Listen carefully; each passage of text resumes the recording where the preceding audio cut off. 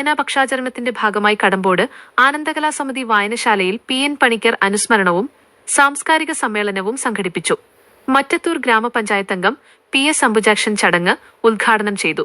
കേവലം പുസ്തകങ്ങൾ സൂക്ഷിക്കുന്ന ഇടം എന്നതിനപ്പുറം വായനശാലകൾ നാടിന്റെ സാംസ്കാരികവും സാമൂഹികവുമായ ഒത്തുചേരൽ കേന്ദ്രങ്ങളായി മാറണമെന്ന് അദ്ദേഹം തന്റെ ഉദ്ഘാടന പ്രസംഗത്തിൽ അഭിപ്രായപ്പെട്ടു.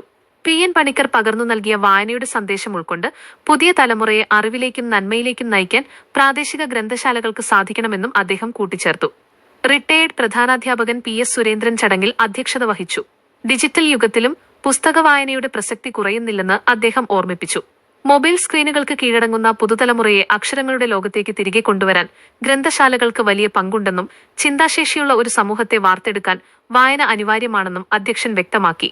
ചാലക്കുടി താലൂക്ക് ലൈബ്രറി കൗൺസിൽ മുൻ വൈസ് പ്രസിഡന്റ് MK ബാബു മുഖ്യപ്രഭാഷണം നടത്തി.